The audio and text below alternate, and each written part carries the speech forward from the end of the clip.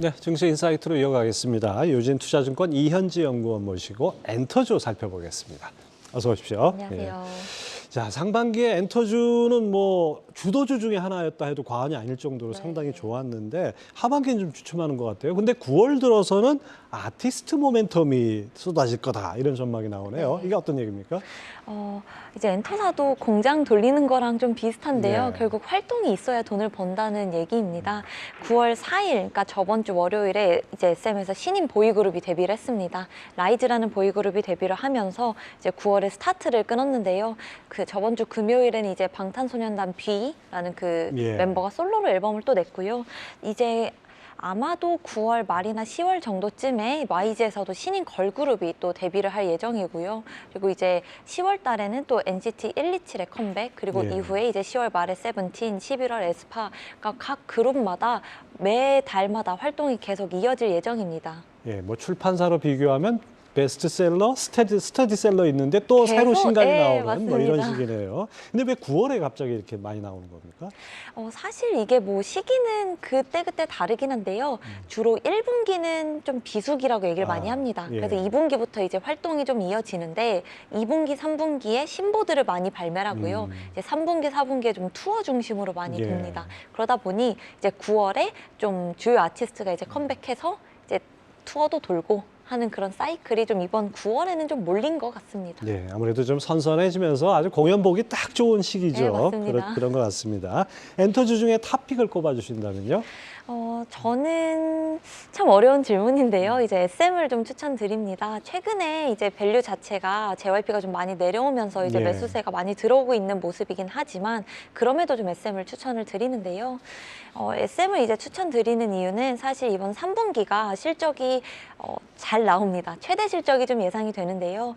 이번 SM 말씀드린 것처럼 가수들 활동이 굉장히 많이 이어집니다. 그래서 SM 같은 경우는 앨범 매출이 전체의 한 60% 정도를 차지하기 때문에 신보 발매 일정이 중요한데 말씀드린 대로 아티스트가 차근차근 활동을 하면서 좀 실적을 견인할 걸로 보고 있고요. 그리고 SM 같은 경우는 이번에 이제 좀 SM 3.0 전략이 새로 자리 잡으면서 구조적으로 변화가 보여지는 그 분기라고 생각을 합니다. 그래서 아티스트 컴백 모멘텀도 실적 기대감도 그리고 이제 비용 통제 이런 모든 부분을 봤을 때 SM 좀 탑픽으로 추천드리고 있습니다. 3분기 역대 최대 실적을 기록할 것이다. 그다음에 또 목표 주가까지 상향을 하셨어요. 이런 것들이 좀 더 구체적으로 좀 설명을 해주시죠. 우선은 이제 그 엔터에서 그 최근에 좀 주목하셔야 되는 게 앨범에서의 상승이 계속 나오고 있습니다. 앨범 같은 경우도 그 NCT 드림이라고 하는 가수가 이번 7월에 이제 컴백을 했는데 420만 장을 팔았습니다. 아니 요즘 CD 잘 안 듣잖아요. 근데 이렇게 앨범이 많이 나갑니까? 이제 저는 깜짝 놀란 게 그 이제는 노트북에도 CD를 넣는 공간이 없어진 것도 있었거든요. 분명히 저 학생 때는. 그러니까 이제 CD를 들으려면 CD 플레이어를 사야 되는데도 많이 사는 이유는 뭐 여러 가지 이유가 있겠습니다만 이제 CD를 사는 이유는 첫 번째로 그 안에 이제 포토카드 같은 것도 있겠고요. 그리고 가장 큰 이유는 아티스트에 대한 사랑이겠죠. 굿즈죠, 굿즈. 네, 맞습니다. 굿즈도 있고 이제 앨범을 사게 되면은 아티스트가 컴백할 때 진행하는 팬사인회의 응모권이 또 자연스럽게 부여가 됩니다. 그래서 그냥 팬들이 가수를 그만큼 사랑한다라는 마음으로 좀 봐주시면 될 것 같은데요. 이런 앨범에서의 성장이 계속 늘어나고 있는 상황에서 방금 말씀하신 굿즈라고 하는 그 MD들이 굉장히 많이 팔리고 있습니다. MD 같은 경우도 뭐 우리가 응원봉뿐만 아니라 뭐 키링이라든지 정말 다양한 걸 팔거든요. 그런 것들이 총 집합되어서 이제 3분기 SM 실적을 좀 견인할 것이다. 이렇게 보고 있습니다. 뭐 제가 예전에 어렸을 때 이제 팝송 많이 들을 때는 뭐 이 100만 장 팔리면 밀리언셀러 이런 얘기 많이 나왔었는데 이제 밀리언셀러는 기본이네요. 그냥. 예, 맞습니다. 자, 근데 SM이 국내 대형 엔터사 가운데 미국 익스포저가 가장 낮다 이런 얘기를 들었어요. 이런 부분 타개하기 위해서 역량을 강화하고 있다는데 SM의 미국 시장에서의 가능성은 어떻게 보십니까? 이게 이제 SM의 가장 큰 리스크입니다. 사실 SM이 그동안 미국 시장에서 활동을 많이 하지도 않았었고요. 근데 올해부터 조금 달라지는 게 이제 8월에 에스파라는 가수가 북미 싱글 앨범을 발매했는데 이번에 이제 북미 레이블하고 좀 더 협업을 많이 하면서 이번에 미국 투어를 또 성료 이제 성황리에 맞췄습니다. 예. 그리고 방금 말씀드렸던 라이즈라고 하는 신인 보이그룹도 애초에 데뷔하면서부터 미국의 RCA라고 하는 레이블과 같이 협업을 예. 해서 진출을 하고 있습니다. 그래서 이제는 좀 SM이라는 회사 자체가 올해 하반기부터는 좀 더 미국 시장에 기여를 많이 하면서 성장하는 모습을 보이지 않을까 좀 기대를 해보고 있습니다. 뭐 세계 최대의 음악 시장이니까 뭐 등한시할 수 없죠. 네, 맞습니다. SM 전망과 투자 전략 어떻게 가져가야 될까요?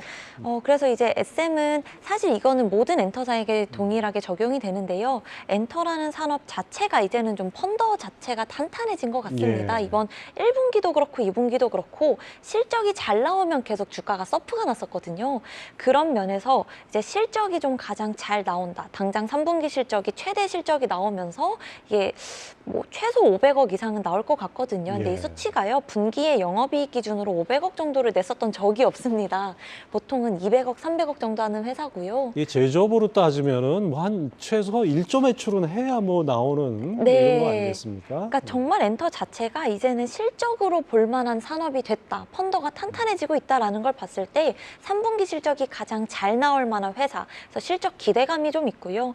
말씀드린 것처럼 아티스트가 이제 돈을 벌어다 주는 그런 주력 아티스트가 활동이 3분기 때 좀 많이 몰려 있습니다. 그런 것도 결국은 이제 신인 말씀드린 것도 우리가 신인은 성공 여부를 데뷔하기 전에 모르잖아요. 예. 기대할 만한 이벤트들이 더 많기 때문에 SM 같은 경우는 이제 실적 기대감 그리고 아티스트 활동 기대감 그리고 이제 조금 더 비용이 많이 가벼워졌다. 라고 하는 회사가 구조적인 변화 이런 것들을 다 봤을 때 SM은 좀 지금부터라도 고민해 보시기 좋은 구간에 있지 않나라고 예. 생각을 합니다. 네, 엔터 중에 또 대장주는 하이브 아닙니까? 하이브는 주가가 좀 조정을 받고 있어요. 네, 그렇지만은 맞습니다. 연구원님 리포트를 보니까 하반기 다양한 이벤트들이 순차적으로 가시화될 것이다 이렇게 쓰셨어요. 어떤 네. 얘기입니까? 이제 하이브도 마찬가지로요. 이제 활동이 많아지는 시기가 이제 3, 4분기가 이어지는데요. 특히 SM은 앨범 중심의 활동이 많다고 말씀을 드렸는데 예. 하이브는 공연이 좀 많습니다. 그렇죠. BTS부터 해서 뭐 그렇죠. 네, 맞습니다. 예. 그래서 하이브만 하더라도요. 이번에 이제 방탄소년단 다음으로 좀 더 유명한 보이그룹이 세븐틴이라는 예. 보이그룹이 있는데요. 세븐틴이 이번에 일본에서 51만 명 규모의 돔 투어를 진행을 할 예정인데요. 더 놀라운 점은 올해 5월 달에 이미 일본에서 팬미팅을 약 18만 명 규모로 해서 일본에서만 거의 70만 명의 고객을 할 우리나라 예정입니다. 규모하고 비교가 안 될 정도로 네, 크네요. 맞습니다. 근데 이거는 이제 비단 세븐틴만의 얘기는 아니고요. 또 엔하이픈이라는 보이 그룹이 있습니다. 사실은 빌리프랩이라고 해서 E&M과 이제 조인트 벤처인 그 회사 소속이었는데 이번에 지분을 인수하면서 하이브가 100% 지분을 가지게 된 예. 회사가 있는데요. 엔하이픈이라는 그룹도 올해 이제 9월에 도쿄돔에서 또 공연을 진행합니다. 돔 중 돔은 도쿄돔이기 때문에 예. 도쿄돔 입성이 중요한데 이제 그런 보이 그룹들의 일본 활동이 활발하게 이어지고 있고요. 르세라핌이라는 걸그룹 역시도 이제 일본을 중심으로 좀 더 해외 투어를 많이 확대를 하고 있습니다. 예. 그래서 하이브 같은 경우도 아티스트의 공연 일정이 좀 활발하게 이어지고 있는 상황이라 기대할 모멘텀들이 좀 많이 있는 상황입니다. 하이브 전망과 투자 전략은 어떻게 보고 있습니까? 그래서 하이브는 사실 이제 실적도 좋은데요. 저희가 좀 기대해야 되는 부분은 사실 연말 그리고 내년에 조금 더 많이 몰려 있는 것 같습니다. 이번에 하이브에서 신인 걸그룹이 그 아일릿이라고 하는 그 예. 오디션 기반의 걸그룹이 아마 빠르면은 연말 안에 좀 데뷔를 할 걸로 보고 있는데요. 이런 신인 데뷔 기대감도 남아 있는 상황이고 아까 말씀드린 세븐틴은 선주문으로 464만 장을 예. 판 그룹인데 이 그룹이 이제 일본 돔투어를 하면서 10월 달에 또 컴백을 합니다. 또 앨범에서의 성장이 기대가 되고요. 이 외에도 이제 내년 상반기에는 위버스라는 플랫폼의 구독 모델이 좀 도입이 됩니다. 예. 그래서 얼마의 구독이 될지 모르지만 없었던 매출이 붙는다라는 측면에서는 좀 더 기대해 볼 만한 이벤트가 있고요. 이 외에도 이제 하이브에서 또 신인 보이 그룹이 또 데뷔를 할 예정이고 가장 기대하는 건 아무래도 미국 현지화 걸그룹인데요. 예. 내년 상반기에 미국에서 찐 미국 웨스턴 피플로 구성된 걸그룹이 데뷔를 할 예정입니다. 없었던 모델들이 많이 보여지는 시기가 올해 말 내년 상반기이기 때문에 하이브도 좀 관심 있게 보시면 좋을 것 같습니다. 하여튼 뭐 이제 이 주식 투자 엔터주 관심 있는 분들은 뭐 이 아이돌 그룹 이름 정도는 줄줄이 깨고 계실 것 같습니다. 네. 엔터주 하반기 투자 전략은 어떻게 가져가야 될까요? 그래서 사실 엔터가 하반기도 좋은데 상반기 때 너무 급하게 상승을 했었던 모습을 봤던지라 좀 상대적으로 덜한 기대가 있는 것 같아요. 그런데 이제 엔터 자체도요, 이렇게 실적이 계속 진익이 나올 만한 섹터 자체가 몇 없기 때문에 이제 산업 자체로 봤을 때 엔터를 좋게 본다. 다만 상반기만큼 모든 회사가 같이 오른다라기보다는 좀 더 이벤트가 몰려있는 시기에 따라서 종목단에서 좀 투자 시기는 좀 달라질 것 같습니다. 네, 이번엔 또 컨텐츠주도 좀 살펴볼까요? CJ E&M 2분기 실적이 시장 컨센서스를 큰 폭으로 하회했습니다. 어떤 일이 있었습니까? 이 E&M이 참 힘듭니다. 가장 큰 이유가 이제 두 가지가 있는데요. 먼저 티빙이라고 하는 플랫폼이 예. 계속 적자를 내고 있습니다. 그렇죠. 아무래도 이번 2분기 때는 뭐 가입자도 가입자지만 그 규모가 컸었던 작품들의 상각비가 좀 많이 반영이 됐습니다. 그래서 티빙이 지금 1, 2분기 상반기로만 거의 누적 800에서 900억 가량의 손실을 내고 딴 데서 있는. 벌어서 여기서 다 까먹는 셈이에요. 네, 이미 작년에는 연간 1,200억 손실을 냈거든요. 예. 그래서 티빙에서의 실적 부진이 계속되고 있는 게 이제 첫 번째 요인이었고, 이제 두 번째는 피프스 시즌. 지금 미국에서 작가 배우 파업이 이어지고 있으면서 이 미국 제작사인 피프스 시즌이라는 회사도 실적이 그렇게 좋은 상황은 아닙니다. 그래서 1, 2분기에 거의 300억 이상의 손실을 연속으로 내고 있기 때문에 이 두 부분에서 E&M의 실적이 이제 시장 기대를 크게 하회했던 배경이었습니다. 네, OTT 워낙 안 좋으니까 결국 이제 기댈 거는 음악 아니냐 뭐 이런 얘기 나오고 뭐 CJ E&M 산하의 웨이크원이라는 엔터사 중심으로 아티스트를 육성하겠다 이런 얘기도 나오는데요. 네. 또 이제 놀라운 수치가 하나 등장하는데요. 이 웨이크원이라는 그 레이블 밑에 제로베이스원이라는 보이그룹이 있습니다. 예. 이름이 생소하실 텐데요. 데뷔 초동 앨범이 183만 장이 팔렸습니다.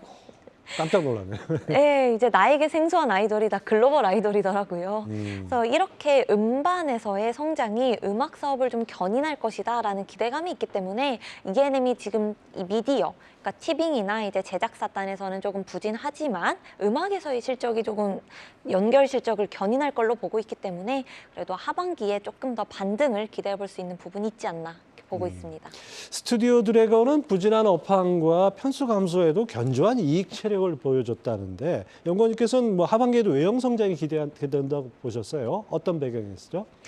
이제 작품을 우리가 판매를 하는데요. 보통 OTT 오리지널. 네. 그러니까 최근에는 마스크걸, 뭐 더글로리 이런 작품들이 오리지널인데요. 오리지널 같은 경우는 이제 외형에 크게 기여를 하는 작품입니다. 그렇죠. 그래서 이런 오리지널 드라마들이 3, 4분기에 좀 많이 몰려있는 상황인지라 1, 2분기에는 상대적으로 오리지널이 부족했지만 이제 3, 4분기에 좀 외형을 끌고 갈 만한 작품이 많다. 그리고 지금 방영하고 있는 이제 아스달 연대기와 같은 좀 규모가 큰 예. 그런 작품들이 좀 하반기에 많이 편성이 되어 있기 때문에요. 좀 판매 매출에서의 성장도 기대해 볼 만하다라는 측면에서 좀 스튜디오 드래곤은 외형 성장을 좀 하반기 기대해 볼 만합니다. 네, 이제 뭐 엔터나 미디어사들은 뭐 이제 거의 어엿한 우리나라의 주력 산업 중에 하나라고 해도 과언이 아닌 것 같습니다. 유진투자증권 이현지 연구원 함께했습니다. 감사합니다.